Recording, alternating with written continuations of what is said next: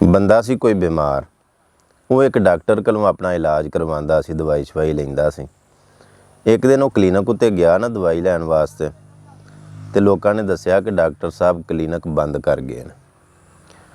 ਉਹ ਬੜਾ ਪਰੇਸ਼ਾਨ ਹੋਇਆ ਕਿ ਕਮ ਸੇ ਕਮ ਕਲੀਨਿਕ ਬੰਦ ਕਰਨ ਤੋਂ ਪਹਿਲਾਂ ਡਾਕਟਰ ਸਾਹਿਬ ਨੂੰ ਦੱਸਣਾ ਚਾਹੀਦਾ ਸੀ ਵੀ ਮੈਂ ਕਲੀਨਿਕ ਬੰਦ ਕਰ ਛੱਡਣਾ ਜਾਂ ਦੂਜੀ ਜਗ੍ਹਾ ਕਲੀਨਿਕ ਲੈ ਜਾਣਾ। ਖੈਰ, ਇੱਕ ਦਿਨ ਉਹ ਬਾਜ਼ਾਰ ਦੇ ਵਿੱਚ ਜਾਵੇ ਪਿਆ ਤੇ ਉਹਨੂੰ ਡਾਕਟਰ ਸਾਹਿਬ ਮਿਲ ਪਏ ਤੇ ਖਿਲਾਰ ਕੇ ਬਾਜ਼ਾਰ 'ਚ ਆਖਣ ਲੱਗਾ, ਡਾਕਟਰ ਸਾਹਿਬ ਜੇ ਕਲੀਨਿਕ ਬੰਦ ਕਰਨਾ ਸੀ ਜਾਂ ਦੂਜੀ ਜਗ੍ਹਾ ਖੜਨਾ ਸੀ ਤੇ ਕਮ ਸੇ ਕਮ ਸਾਨੂੰ ਤੇ ਦੱਸ ਛੱਡਣਾ ਸੀ ਕਿ ਮੈਂ ਕਲੀਨਿਕ ਬੰਦ ਕਰ ਛੱਡਣਾ। ਡਾਕਟਰ ਸਾਹਿਬ ਆਖਣ ਲੱਗੇ ਵੀ ਮੈਂ ਕਦੋਂ ਕਲੀਨਿਕ ਬੰਦ ਕੀਤਾ, ਉੱਥੇ ਹੀ ਕਲੀਨਿਕ ਮੇਰਾ, ਤੈਨੂੰ ਕਿਹਨੇ ਆਖਿਆ? ਉਹ ਬੰਦਾ ਆਖਣ ਲੱਗਾ ਵੀ ਡਾਕਟਰ ਸਾਹਿਬ ਤੁਹਾਡੇ ਕਲੀਨਿਕ ਦੇ ਸਾਹਮਣੇ ਜਿਹੜਾ ਚੌਲਾਂ ਵਾਲਾ ਹੈ ਨਾ, ਉਹ ਮੈਨੂੰ ਆਂਦਾ ਸੀ ਵੀ ਡਾਕਟਰ ਸਾਹਿਬ ਕਲੀਨਿਕ ਪੱਕਾ ਛੱਡ ਗਏ ਨੇ, ਤੇ ਨਾਲ ਜਿਹੜਾ ਗੋਸ਼ਤ ਵਾਲਾ ਹੈ ਨਾ, ਬੀਫ ਵਾਲਾ, ਉਹ ਵੀ ਆਂਦਾ ਸੀ ਕਿ ਆਹੋ ਵਾਕਈ ਡਾਕਟਰ ਸਾਹਿਬ ਨੇ ਕਲੀਨਿਕ ਬੰਦ ਕਰ ਛੱਡਿਆ। ਡਾਕਟਰ ਸਾਹਿਬ ਬੰਦ ਨੇ, ਐਸੀ ਕੋਈ ਗੱਲ ਨਹੀਂ, ਤੂੰ ਆਵੀਂ ਉੱਥੇ ਕਲੀਨਿਕ ਦੇ ਉੱਤੇ ਤੇ ਕਲੀਨਿਕ ਦੇ ਉੱਤੇ ਤੇਰੇ ਨਾਲ ਮੁਲਾਕਾਤ ਹੋਏਗੀ। ਆ ਤੈਨੂੰ ਗਲਤ ਗਾਈਡ ਕੀਤਾ ਗਿਆ। ਉਹ ਆਖਣ ਲੱਗਾ ਠੀਕ ਹੈ। ਉਹ ਟੁਰ ਗਿਆ।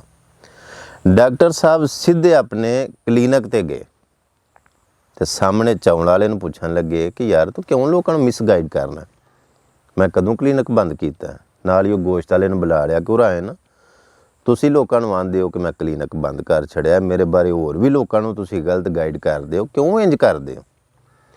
ਉਹ ਚੌਲਾਂ ਵਾਲਾ ਗੁਆਸ ਕੇ ਤੇ ਆਖਣ ਲੱਗਾ, ਡਾਕਟਰ ਸਾਹਿਬ ਤੁਸੀਂ ਵੀ ਤਾਂ ਲੋਕਾਂ ਨੂੰ ਚੌਲ ਬੰਦ ਕਰ ਛੱਡਦੇ ਹੋ ਨਾ।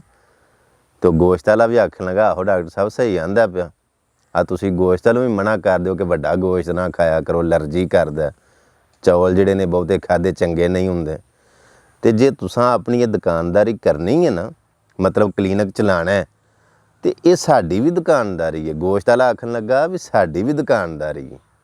ਚੌਲਾਂ ਵਾਲੇ ਨੇ ਵੀ ਆਹੋ ਜਿਹਾ ਸਿਰ ਹਿਲਾਇਆ ਤੇ ਆਖਿਆ, ਡਾਕਟਰ ਸਾਹਿਬ ਜੇ ਦੁਕਾਨਦਾਰੀ ਸਾਡੀ ਬੰਦ ਹੋਵੇਗੀ ਨਾ ਤੇ ਦੁਕਾਨਦਾਰੀ ਤੁਹਾਡੀ ਵੀ ਨਹੀਂ ਚੱਲ ਸਕਦੀ। ਜੇ ਦੁਕਾਨਦਾਰੀ ਕਰਨੀ ਹੈ ਤੇ ਫਿਰ ਸਾਡੇ ਨਾਲ ਮਿਲ ਕੇ ਚੱਲਣਾ ਪਏਗਾ, ਲੋਕਾਂ ਨੂੰ ਚੌਲ ਤੇ ਗੋਸ਼ਤ ਨਹੀਂ ਬੰਦ ਕਰਨੇ। ਡਾਕਟਰ ਸਾਹਿਬ ਆਖਣ ਲੱਗੇ ਕਿ ਯਾਰ ਮੈਂ ਸਹੀ ਲੋਕਾਂ ਨੂੰ ਆਨਾ ਕਿ ਜ਼ਿਆਦਾ ਬੀਫ ਖਾਦਾ ਅੱਛਾ ਨਹੀਂ ਹੁੰਦਾ, ਜ਼ਿਆਦਾ ਚਾਵਲ ਖਾਦੇ ਚੰਗੇ ਨਹੀਂ ਹੁੰਦੇ, ਤੇ ਵਾਕਈ ਗੱਲ ਠੀਕ। ਉਹਨਾਂ ਆਖਿਆ ਜੇ ਵਾਕਈ ਗੱਲ ਠੀਕ ਹੈ, ਤੁਸੀਂ ਬਾਜ਼ ਨਹੀਂ ਨਾ ਆਉਣਾ, ਤੇ ਫਿਰ ਅਸਾਂ ਵੀ ਇੰਝ ਹੀ ਤੁਹਾਡਾ ਕਾਰੋਬਾਰ ਤਬਾਹ ਕਰਨਾ, ਫਿਰ ਤੁਸੀਂ ਵੀ ਇੱਥੇ ਕਲੀਨਿਕ ਨਹੀਂ ਚਲਾ ਸਕਦੇ। ਸੋ ਅੱਜ ਦੀ ਗੱਲ ਸੁਣਾਉਣ ਦਾ ਮਤਲਬ ਇਹ ਵੇ ਕਿ ਜਿਹੜੇ ਕਰਪਟ ਲੋਕ ਹੁੰਦੇ ਨੇ, ਜਿਹੜੇ ਕਰਪਸ਼ਨ ਦੇ ਵਿੱਚ ਮੁਲਵਸ ਹੁੰਦੇ ਨੇ, ਉਹ ਇਹ ਚਾਹੁੰਦੇ ਨੇ ਕਿ ਅਗਰ ਤੁਸੀਂ ਦੁਕਾਨਦਾਰੀ ਕਰਨੀ ਹੈ ਕਿ ਫਿਰ ਸਾਡੇ ਨਾਲ ਮਿਲ ਕੇ ਕਰੋ।